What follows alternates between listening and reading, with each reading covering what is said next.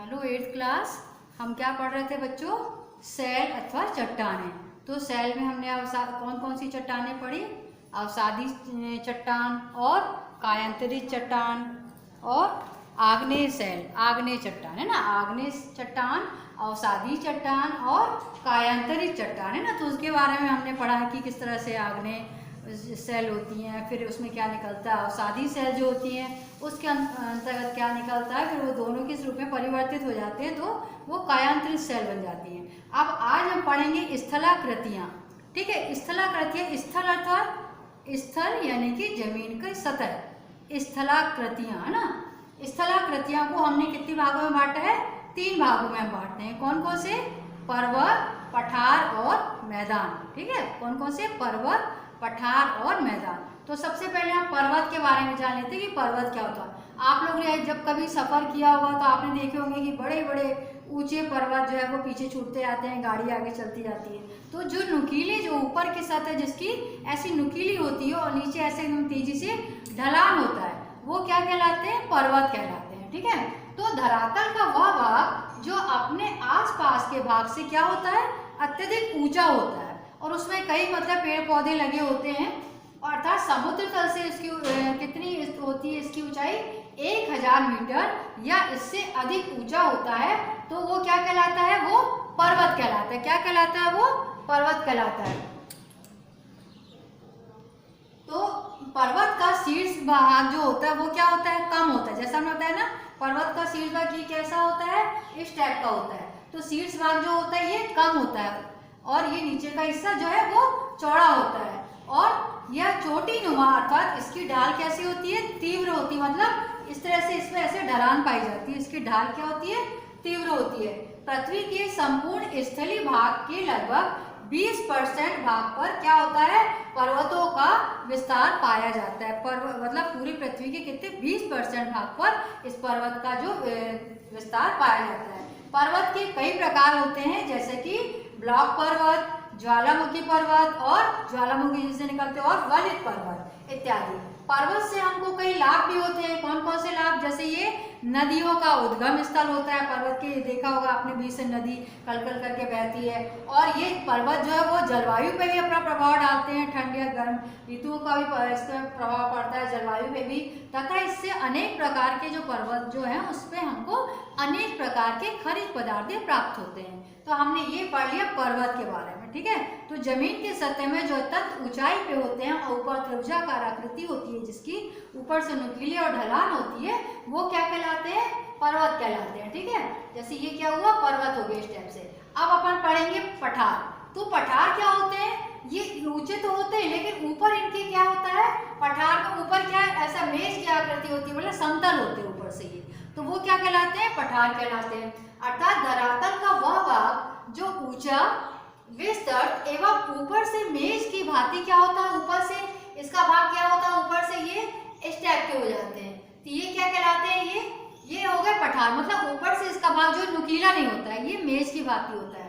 अर्थात सपाट होता है ऊपर से इसका भाग, जो समुद्र तल से इसकी ऊंचाई कितनी है? 600 मीटर या इससे अधिक ऊंचा हो, क्या कहलाता है?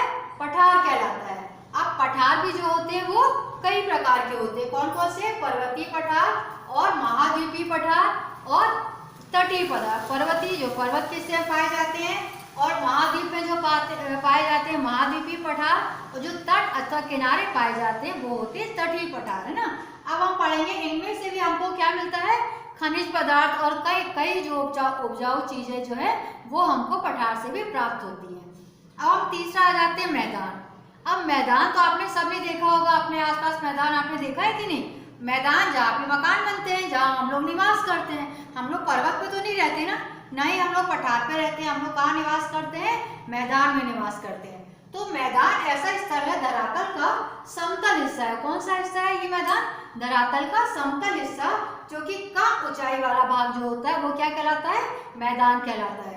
और इसकी ऊंचाई समुद्र तल से कितनी होती है?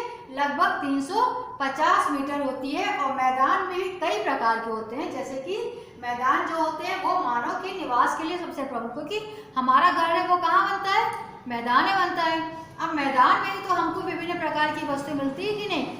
खाने के लिए और पीने के लिए पानी, खाने के लिए भोजन और पहनने के लिए वस्त्र, कपास की हम जो खेती करते हैं तो हमको वस्त्र मिलते हैं। तो ये जो मैदान है वहाँ पे हमको कई प्रकार की चीज़ें प्राप्त होती हैं। क्या क्या चीज़ें प्राप्त होती है मैदान में? हमको भोजन, वस्त्र, मकान और अन्य आवश्यकता की ये हमारी पूर्ति करते हैं। और इसीलिए विश्व की लगभग सभी सभ्यताओं का जन्म कहाँ पे हुआ है? इसी मैदानी भूभाग में हुआ है।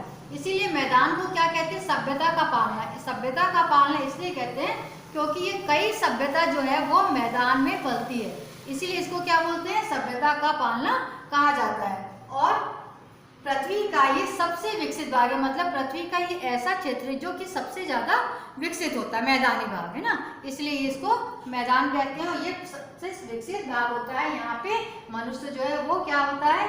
पलता है, पालना कहलाता है, क्योंकि यही मनुष्य रहते हैं, अपना जीवन यापन गुजारते हैं। तो सबसे पहले हम पढ़ लेते हैं, इस स्थलाकृति को प्रमुख 3 वर्गों में बांटा गया है। कौन कौन सा? पर्वत, पठार और मैदान। अब हम पर्वत देख लेते हैं जो कि कैसे होते हैं, इस तरह से नुकीले होते हैं पर्वत, और यहाँ पे अन्य तरह के पेड़ वेड़ जो है वो लगे होते हैं।